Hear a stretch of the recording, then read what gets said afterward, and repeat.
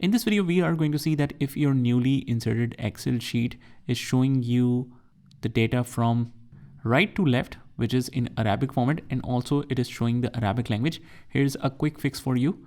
What you can do is just go to the file menu, click on the options, click on the advanced tab, and scroll all the way down to the bottom where it says in the middle right here, display options for this worksheet. And you just uncheck this, show sheet right to left. Uncheck this, click OK, and immediately your sequence should be corrected.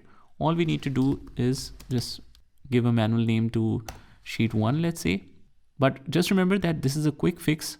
It will not be applicable on a new sheet. Let's say if we inserted a new one, that's a different story. You need to do that again, and also for the new Excel files.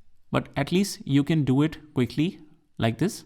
And that's how you do it. I hope you found this video helpful. And if you did, hit the like button and subscribe to our channel. And I will see you in the next one.